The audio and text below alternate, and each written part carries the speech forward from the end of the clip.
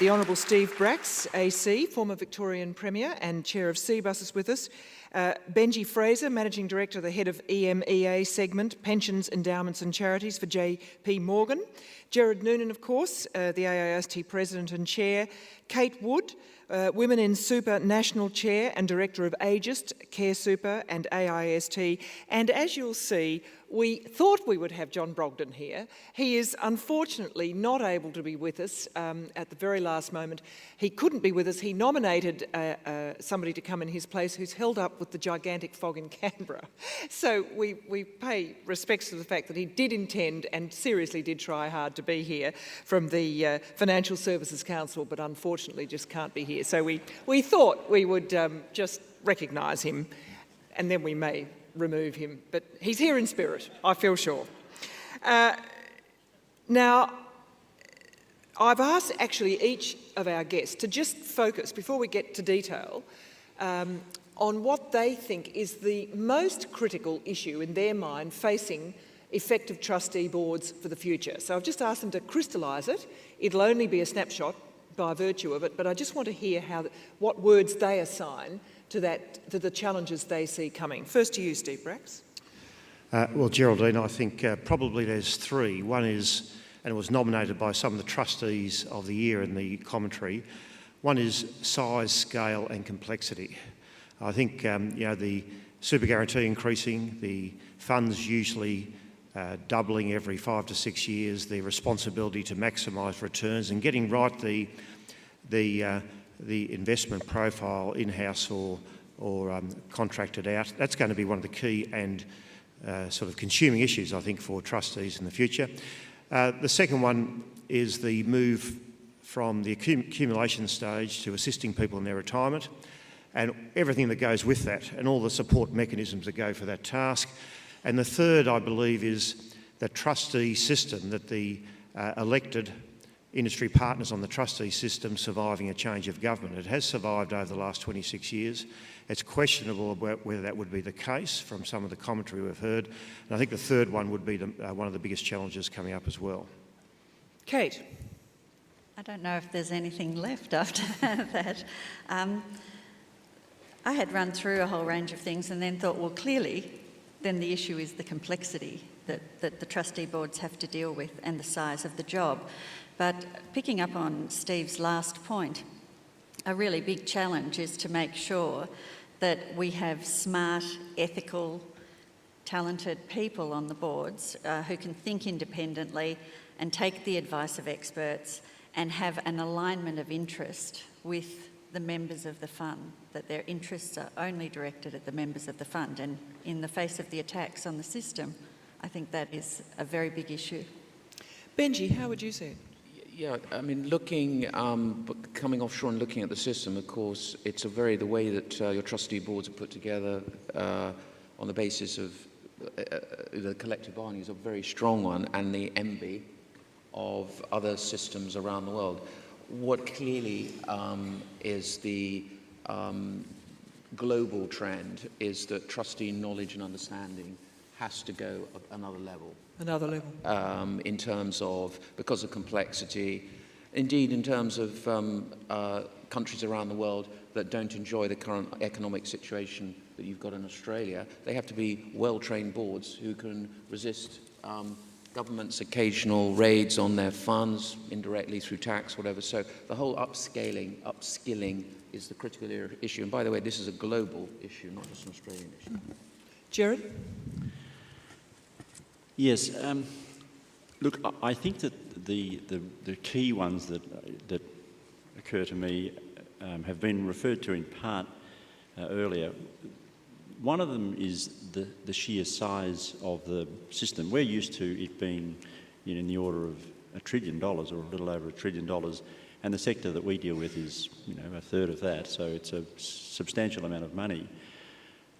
But even in my own limited lifespan, I know that that's going to be to the order of $4 trillion before the 20s are out, and on the assumption that we represent still pretty much that same share, we'll be dealing with in our own sector more than $1 trillion of money. Now that's the kind of the GDP of a number of countries. So it's the size and then the governance issues do come into play. I have a slightly different view, though, about the need to have on boards of our entities expertise, if you like, in particular areas. I always think that boards should be wise organisations. Wise. You need wisdom. You certainly need a whole series of other skills, but at core, you hire expertise and you govern it with wisdom. And it's that balance that I think that we need to strive to maintain. Beth Moll made a comment in the opening video there about her concern that we might over time lose the sense that we have a kind of a collectivist mutual success story here, and that over time it's seen more and more as simply a financial institution, not a special sort of financial institution. And we are a special sort of financial institution that's had great success. And as Benji points out, when you go around the world, people go, wow, how did you do that? And partly it's because of the wisdom that we've brought to the table. Was that the lady who talked about it being a real vocation? Is that her? I think that Michael O'Sullivan made a reference to the fact that it was, a vocation. It's the priestly caste revisited.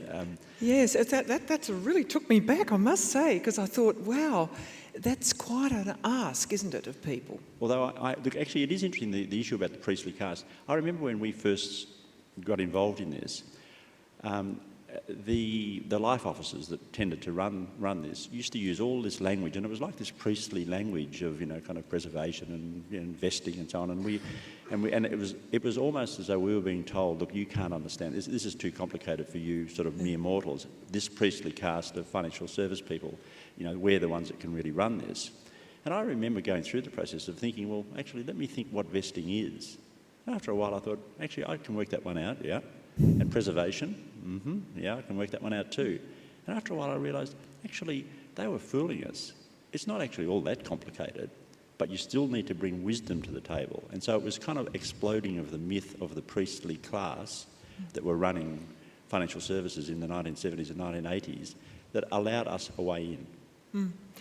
Look, mate, well, that's a really nice segue to this coalition's idea of raising this issue of union representation on industry boards, and they're reportedly putting forth reforms to adopt a 3-3-3 model. 3 board members drawn from unions, 3 from employer bodies, and 3 as independent. So I wonder what you think on this panel. Do you think the equal representative system as we know it will survive and still be as relevant as we believe it to be today? What do you think, Steve?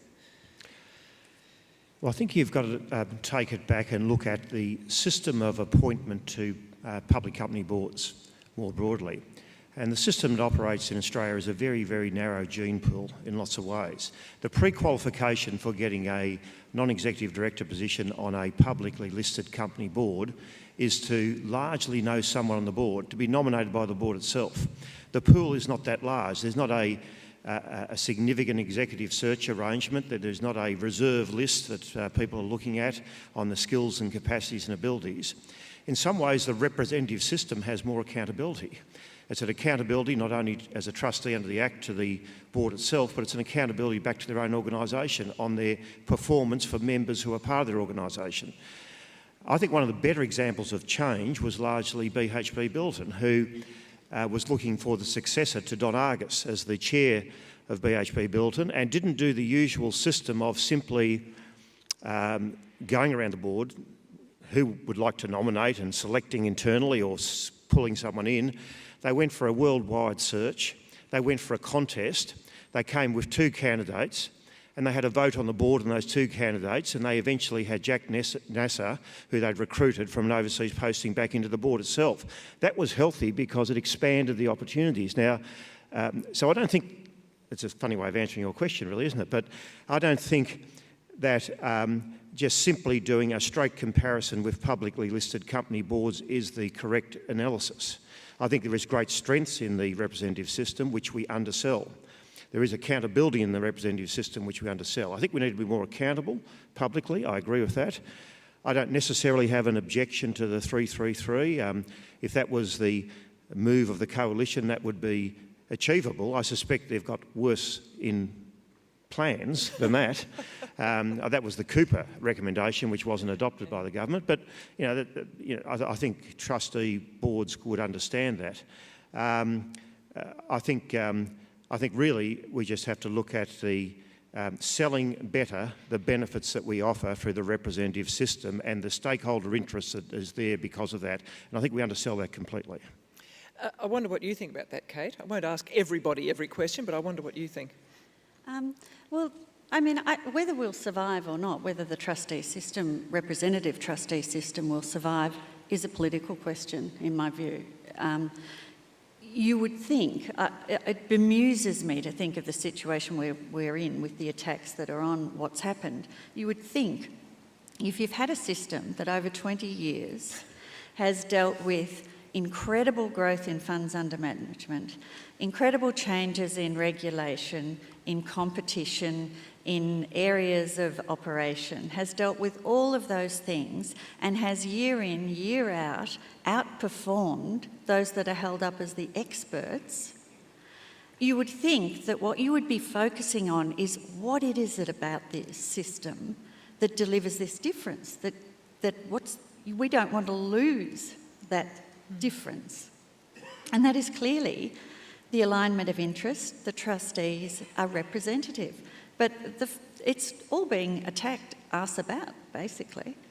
And I think we should be focusing on what is good and looking at not losing it. Benji? So, I mean, giving a council somewhat of an offshore Just view... stick to the mic, I think. You're just off mic. Sorry. I think the balance you've got on the board must be maintained, to your point about the success there. But it's, again, looking offshore. One of the problems has been in other countries that, for instance, the trade unions aren't on the board. So just taking that example, I think that you need to keep on the board a representation of all sides. For me, the key focus, as you will naturally scale up as funds, that is inevitable, I believe, just the way everything's going and the jealousy that other markets share about your sizing and wanting, for instance, in the UK to super size up. The key for me is the appointment around the chair. I think there'll be much more focus around the type of individuals that you can call on to chair. And that figure will never, I think that will become very much an independent type of appointment. The talent pool around the...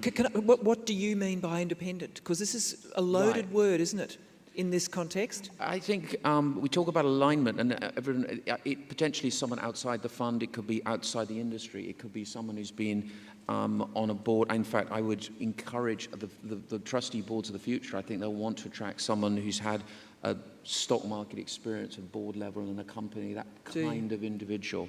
I also think there's an important data point in here, which is 300 pension funds around the world, of which many in that 300 group are Australian supers. They control about 40% of the pension assets globally. I think of those 300, any one of those, someone chairing that could move around and chair one of the funds, of the other funds in another country. And if you look at where the talent is going and the kind of decisions you're going to have to make in the future, I think the balance is very important, that no one feels outside the board, but I think the chair role will become very, very important. Gerard, this question of independence is really interesting here, isn't it? How do you see it? Well, I suppose my views were expressed to some degree at the opening of this conference about the nature of independence and where that, I think, loaded phrase has come from, because it implies that there's a different degree of fiduciary duty being exercised to those that are not independent, and I don't think that's either fair or a just way of looking at it. But look, I think it should be noted that across the industry funds and the not-for-profit sector that we represent, there are actually people who are on our boards who've been selected. And when Bernie Fraser, the former governor of the Reserve Bank, was an obvious case where he was appointed as an independent to one of the boards, or two of the boards. And, he's served his time and discharged his duties well, and he is an independent. And there are a couple of funds where there's the 3-3 model that you referred to within our sector. And in part they were created to solve an issue. But Picking up Benji's point about needing an independent chair, where the chair is the most important part of the process, I look at it and think, well, look, we have within our system 2 distinguished former premiers of a major state here in Australia. One of them is, of course, on this panel, and if I'm right, that person was appointed by the union movement, and there's another distinguished former premier who was appointed by the fund itself as an independent, so we were able to achieve that outcome. Now, we've ended up with very thoughtful, distinguished people who are going to be able to engage. They've run states, so that we're hopeful that they will successfully run superannuation funds. And then you can look across the entire galaxy of chairs, and they come from different quarters. Some of them are employee representatives, others are employer representatives, some of them rotate, some of them... So that there's a kind of a hybridisation within our own model anyway. And I'm not as concerned as perhaps others that we need to head down the independent path, because the non-executive director notion, which is what underpins independence theoretically in the listed company space, as Steve has mentioned, hasn't exactly. I mean, BHP, I do agree, was a good outcome, but if you look across the ASX 100 companies, it's pretty hard to think of it as other than a perpetuating club of men in particular. So, of middle-aged men, dare I say it. Now, I'm going to invite anybody who'd like to contribute. Just wave your hand and we'll ask questions, and do text us too. However, just to take a slight devil's advocate position, I was really struck by the honesty of the people who were in the Vox Pops. Then John Burge with that sigh. It's a never-ending, ever-changing world for trustees. Sigh. And a real vocation, etc. And, having sat on boards, especially boards where, the board papers were getting higher and higher when I sat on. And I came to realise, and to be perfectly honest, I had a big moment when I thought, I am still... I've got to succeed in my day job, which is the media, which is ever-changing, never-ending. And I made a sort of decision for myself that I had to be prudent about just how much of a cup of energy I had to disperse. Now, there must be people wondering about that exact transaction in their lives. And I suppose I can imagine that people looking on would say, well, look at this industry. If they are going to have 3 and 4 trillion, how on earth can ordinary people still making their way in their own industries, where there's decent levels of fear of failure, how on earth can it be the case that they can be adequate for the future? So in other words, it doesn't have to be nefarious, this sort of thinking. It could be genuinely saying, how can it possibly work into the future, Steve? Because I think the answer to that question is because dispassionate people who come from representative organisations are probably best able to judge the benefit to the members of that organisation.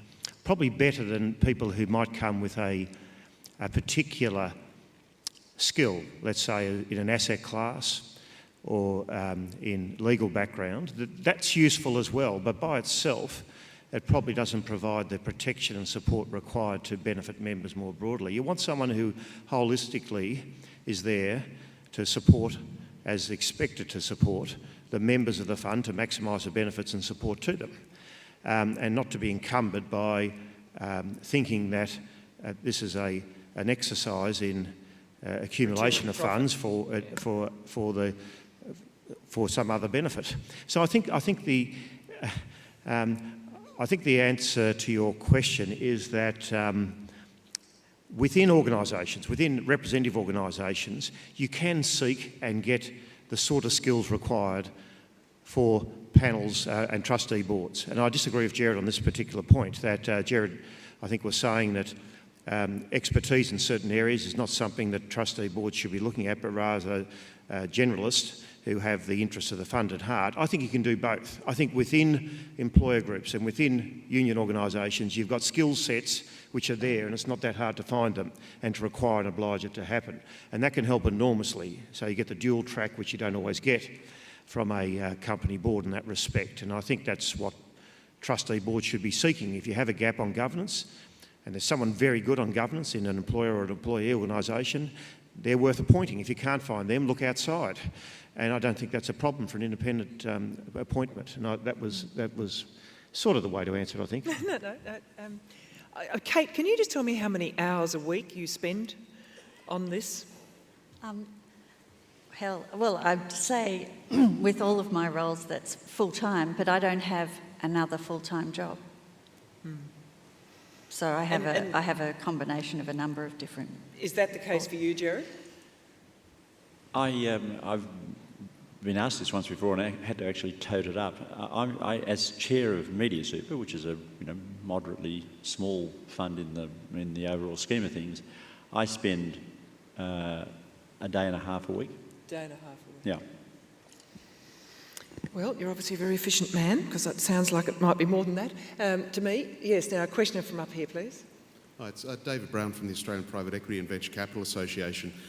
It's not an issue of composition so much as the quality of debate, the openness, the freedom of expressing opinions, the harnessing of diverse views, and really it's the quality of debate. I'm just wondering if specifying any kind of composition creates an artificial kind of factionalism, no matter whether it's 333 or any kind of specified composition. It's about the right people and the right debate, isn't it? That's a fiduciary responsibility. Who wants to... Benji, maybe... Yeah, I mean, I think that the trust structure which you have in Australia and you have in all the well-run systems is a very good one. It's lightweight, it's not heavily costed, it doesn't carry the kind of costs of governance of a corporation. Everyone's basically aligned. I was really just suggesting that the chair is a figure that's almost sort of can sit outside, but it's very important the membership reflect the way that the promise has been collectively bargained. So I think the trust structure is a very good one. For me, the issue is really the trustee board of the future. Within the groups who are voted onto board, that selection intensifies. I think, funnily enough, in other countries, personal liability attached to the individual trustee has very much focused on who are the right people to go forward. And I think if, for instance, personal liability was introduced in Australia, that would have an interesting effect on the market. But the organisation, for me, that is the least worst way to organise managing what is, not just the promise, but is a critical part now of many of these economies. You look at the 4 trillion you're going to have in Australia. Look, if I may just say, you're also a critical investor globally. If you look at the high-speed rail link that's proposed between London and Birmingham, the UK funds aren't big enough to actually put money into that infrastructure, and they've asked, I think they're going to approach the Australian super funds and the Canadians to help out. So all these things, all those kind of way that the business will be managed in the future, I still think the trustee structure is a very good one. And can I just add on to Benji's comment, if that's okay? I think if you haven't got that forum for debate and contestability in a board, then you should change the trustees, or you should change the chair. Because if you haven't cultivated that culture, you have not got the system going forward which is going to get the best outcome. And that would be a signpost for the representative structure to say that we should make change. 2 things. One, a chair should insist, in my view, that any of the industrial issues that might be there should never come onto the board table, and therefore enabling the real discussion and debate that a trustee is responsible for to occur and to occur vigorously and effectively, number one. And number 2, I think to have assessments of the board itself on its own performance, to assess whether or not you're meeting those aims and objectives. And I think that's very important, those 2 things. Actually, there was an interesting text. How best do you measure the performance of a trustee board? And of course, you know, anybody who's sat in any not-for-profit boards knows that this is a very vexed issue indeed. You think? Are you happy with that, Gerard? Well, Geraldine, I think there's one bit that we've perhaps left out of this discussion so far, and that is that the performance of a trustee board, or actually the skill set, if you like. And so I'm picking up Steve's rejoinder to me about being, you know, only requiring wise people. My thought about, you know, someone being wise is that they're wise and something else. So we're probably in violent agreement on that one. But we do have a regulator, and the regulator regularly comes to us and says, we want to see the skill set of your board, and they are very determined to ensure, and we all chafe under regulators, but you'd have to say that the regulator that's operated in the financial system in Australia, in particular across our sector, has been highly successful. There's not been a default. And it's going to be more, isn't there? Yeah, there's been no defalcation, no default, none of that for a 25-year period, and we've been talking about a large sum of money, so there's usually bees around those sort of honeypots. That's not occurred.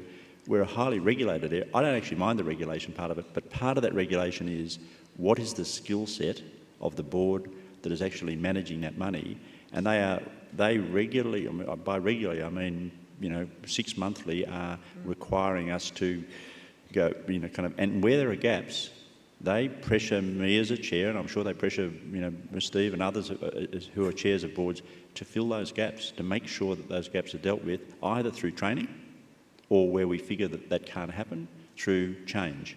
So there's a check and balance system at work that's very good. I'd like to pick up on that point. I think the role of the supervisor in monitoring skill sets, trustee board, is critical, and I've seen that in other markets offshore. In the Netherlands, for instance, the supervisor intervened because they were worried there were just too many pension funds, and therefore that the skill sets were not of a kind that could deal with the market shocks at the time. We were talking about the last part of the last decade, the global financial crisis, of course. So I think that I've seen in other countries the regulator takes a increasingly huge interest in this area. I think the other thing in other countries I've seen is the regulator is involved in actively promoting self-assessment of trustees. You've got a trustee toolkit in the UK, which you have. Got to remember, most systems it's voluntary. It's not so mandatory. So forgive me if I can't imply this is all mandatory, but you volunteer yourself as a trustee to go onto this online toolkit, and you get self-assessed. It takes half a day. It's run by the regulator, and then the regulator knows you've done it. So the regulator is intervening more and more in this skill issue. Very interesting. Very interesting. Now, Gary Weaven has a question, and I'm going to exit and leave it in your good hands, Gerard, because I'm afraid, I'm very sorry actually, I'm really enjoying this, but I have to go because I do have a day job. And so, thank you. Thanks, everyone.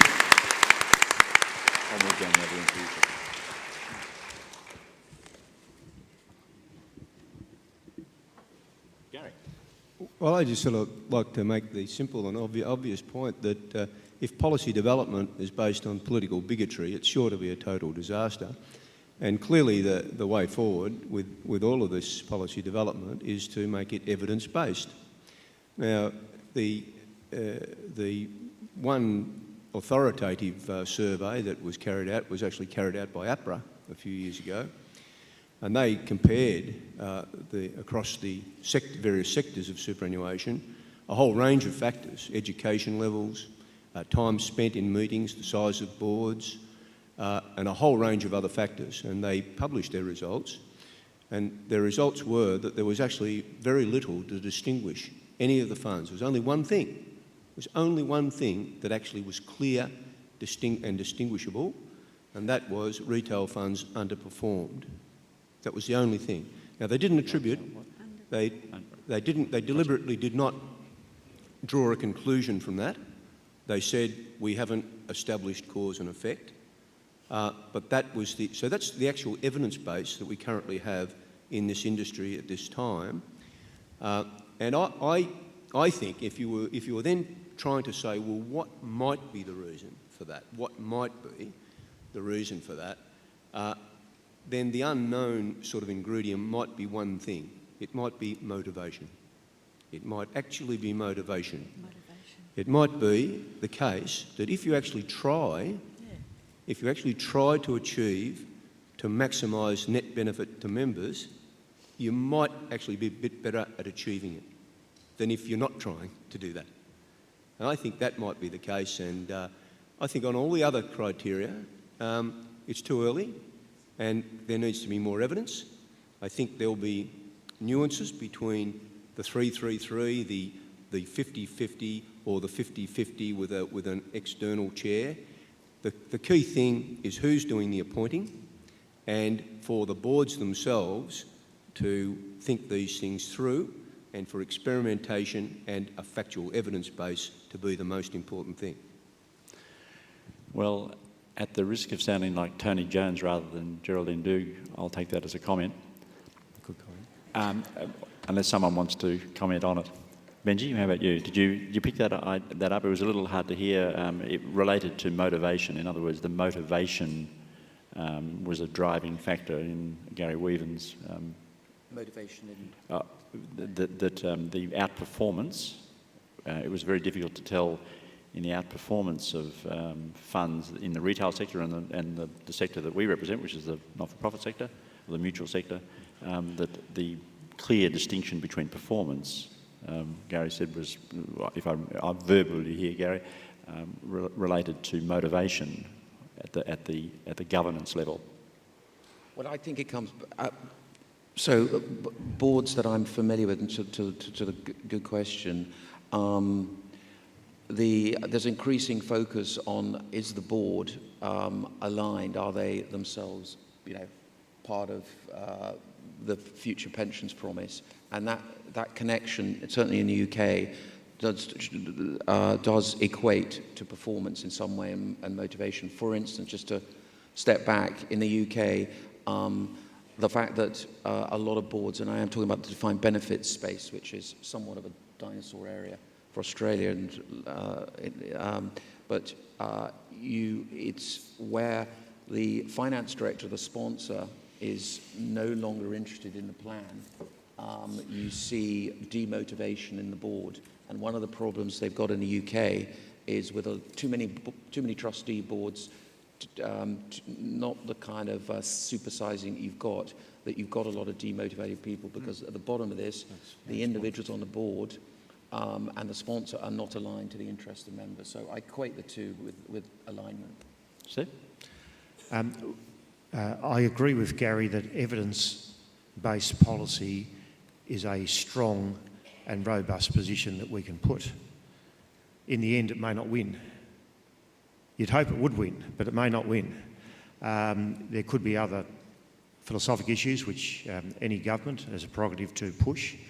That is the democratic right that they have. But you would think that would be a strong view. I guess the key question is really, does the sector itself do some reform and change, obviating what might be happening in the future as well? That's always a sort of complex and difficult question.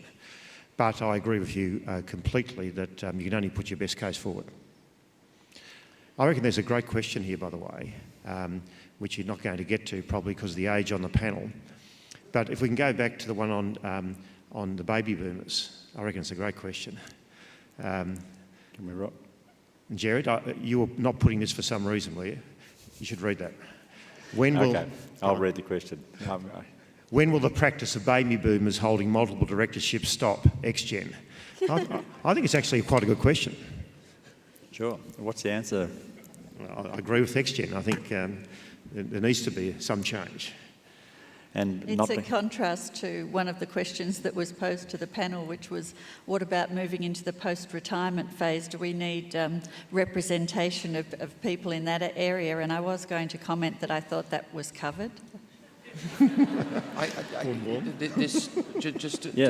Just giving a global perspective, I mean, most countries, they want more baby boomers to be involved as trustees. There's a complete deficit of trustees in many countries. The UK is a classic example where they would love more people of any generation, X, Y, Z, to step up and be involved. So again, you've got what I would call somewhat of an embarrassment of riches that sort of question is posed, because most countries have a problem finding people who want to become trustees. That's not your problem here. Look, I must say, my dual role is asking questions and answering them, which is pretty nice. My own response to the question of the baby boomers holding multiple directorships is, I do think that we've got a problem coming, and that is that there are a significantly large number of people who are on the boards of not-for-profit funds who were involved in the movement to get the whole superannuation guarantee charge system, in other words, the super system that underpins all this, in place 20 years ago. And so there's a great wealth of knowledge of how much of a struggle it was to put in place. And that group of people are, like me, kind of reaching the Niagara Falls, and there'll be something of a large group of us go over the edge of the falls relatively soon. And I don't see across many boards of those, my own board as well, but also other boards, a large number of maybe Gen X and Gen Y coming through, and that does seem to me to be a challenge that we are going to face. Can I comment on that? Because of, you're one of the most successful systems in the world. You're not only that, but you're big. I think your succession issue is one to concern chairs today, and think about the chairs and the trustees of the future, because your economy is doing very well. This is when you need to deal with this, because your economy won't always do well, and it's when it's not doing well that governments then take an interest in where there are cash pots. And you've seen that all over Europe, Ireland, Hungary. So that's why you need to continue to strengthen and visualise moments when governments of the day are in poorer economic situations than you are, and they will look around for things around the tax system and help themselves. And I've seen that, unfortunately, everywhere. We hope we never see it in Australia, but I think succession is critical given where you are in the economic cycle. Can I just extend that question in that we do also need to take account of diversity and gender representation on our boards, and there's currently 20% of representative trustee boards, 20% of the directors are female, which is twice as good as the corporate world, but still not an appropriate level of representation. And that's without moving on.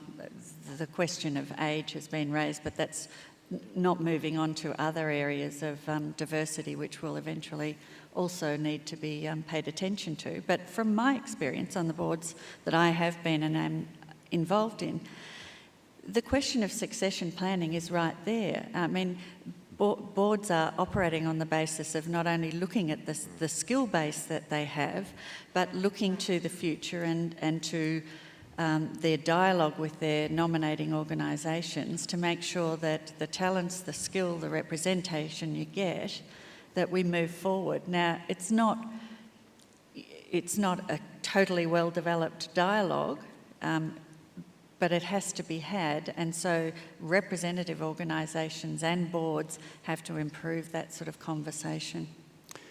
I've got two questions. There's one here at the front and then one up.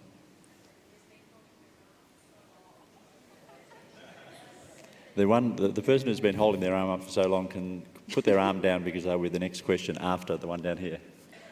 Okay, my question is really about the fact, I suppose not really a question, it might be a statement. So often on the front page of the newspapers, there is stories about some supposed scandal in the trustee system in the not-for-profit sector.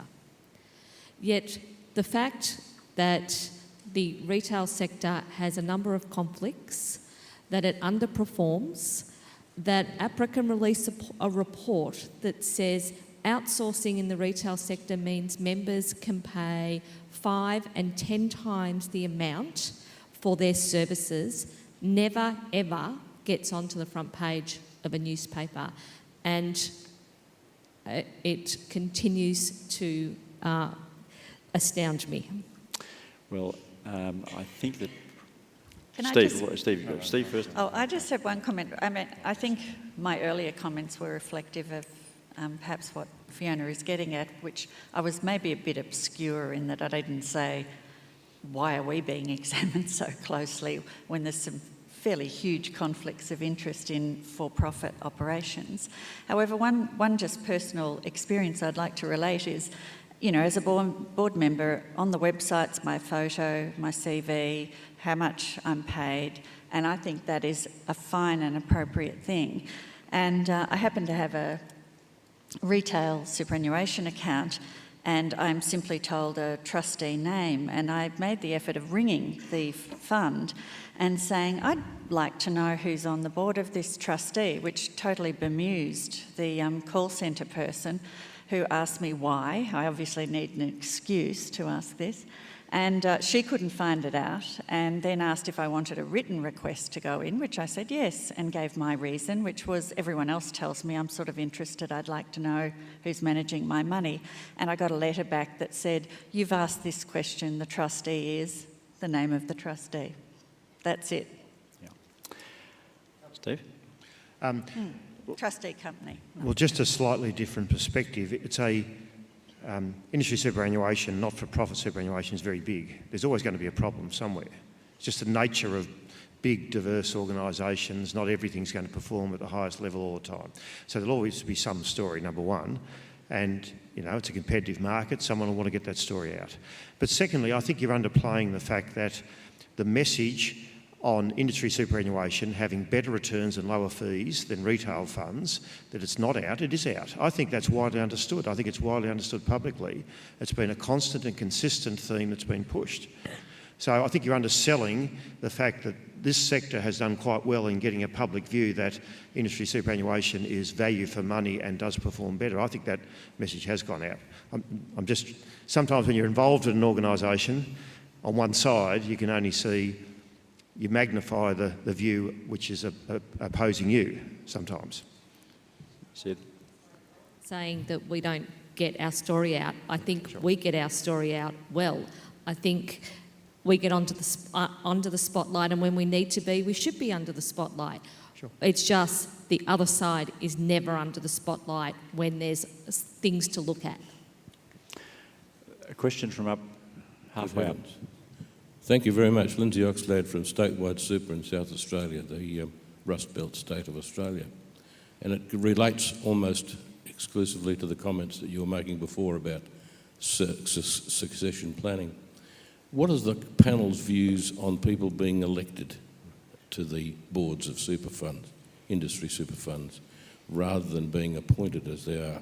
I'm a director of a health fund, and every so often I have to go to election. And I have to go through a process of nominating and proving that I am a fit and proper person, that I have the skill set that's necessary for that particular fund. It also applies with credit unions. Okay, but it doesn't apply to super funds. What do you does views? to some degree, but Benji, what's your thoughts? So elections are the norm in a lot of countries. They definitely are. Certainly on the employee side, and with some very big funds, it's like standing for a political election.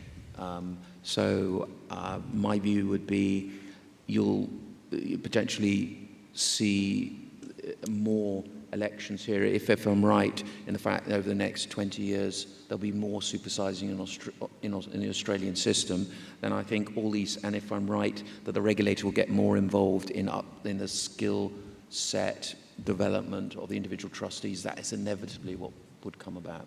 Steve, you're used to elections, so Yep. tell us about that. Well, I don't think we can ignore the fact that the organisations which are appointing to boards are themselves elected. So they have a representation back to their members, employers, employees. So they're elected and they're making an appointment. I think the deficiency of going to a full elected model would be that you won't get the matrix of skills that you would need on a board, that you, in a sense, do by effective negotiation. So an employer rep has a vacancy. You have a need on your board to have some better accounting background skills of someone who might be available. So you talk and negotiate with the sponsor to try and get that fit. Now, that would be obviated in a direct election model. It would be largely who's popular with the members at a point in time. And I think that would diminish really trying to get the right skill set that you require for a board in the future. And it's one of the strengths really of the representative system. Okay. That's the best I can do to impose an election model, by the way. That's right. Okay. Well, well, it is true. We had a question there. It's a question. Yes. Thank you. Rosemary Kelly from Hester. I think the evidence base is that women on boards make a difference to returns in super funds. Clearly, that's the distinguishing feature between retail funds and industry funds. Right. But on a serious note, I think that we are in danger of cutting off a pathway for talented women to get on super boards if what we're saying we're going to have a 3+3+3 model, and the three who aren't the representative three are somehow going to be pulled from the boys' club of the ASX 100. I think we've got to be very careful that we don't actually diminish the representation on boards through some model like that, which means the same boys in the same brown cardigans or Zegna suits or, you know, who club together choose that three. And it is a serious question. I think that boards continue to have diversity, not just in gender, but in other factors, and I'd like to hear the panel's views on that. Well, that sounds like a Dorothy Dixer for... I agree. I totally agree with that. Diversity, generalist diversity, with as many people on the board aligned to the board. I'd be concerned about overdoing the independent piece. Back to my point about how you arrived and created your system. You collectively bargained. You've got to still reflect that on the board. So I think that's very important. And the role, diversity is absolutely critical because you want to, and also, if I may just say, because you need trustees to come from different backgrounds and then have them on the board for a sufficient amount of time to develop their wisdom. I think wisdom is a key word in this, and I think the development of wisdom, it doesn't happen overnight. So I agree. I don't agree. I think there's not a logic flow to say that you're going to get more women represented on industry super boards by the representative system by definition. It is possible that if you had 3 and 3, for example, and you had 3 people as independents to select, then you had significant gaps in women or other people generationally that you might need on the board. You could probably achieve significantly better outcomes than what has been achieved to date from the representative system. I think it's just worth thinking about that. I don't think the logic flow is necessarily there. That's the case. I chair CBUS. It is in the building construction sector. We do our best efforts to try and get women represented as trustees, and we have some. But if I had more flexibility for a couple of independents, I'd put more women on, because they're not coming up necessarily through the union movement or the employers in the sort of flow that you'd expect. So it's not necessarily the case always, in my view. Well, it is the case that our industry is better, has more female representatives than the corporate world, so it does per se toss them up. There's no evidence in our industry that independent trustees are more likely to be women. In fact, that's the lowest area. The unions do best in terms of putting, even in CBUS. The employers fall short, and when independents are appointed, they're far more likely to be men. I think that is too easily thrown up as the solution to the problem, when I think we can retain the representative trustee system and improve the identification and appointment of women from representative organisations. Well, could I say that right to the very end, we've now come to the end, I'm afraid, of this session, and I'm shortly about to close the conference, that we've done exactly what Steve Brax suggested that good boards do, and they've had a robust debate about matters that are not ultimately resolved, or at least not ultimately resolved easily.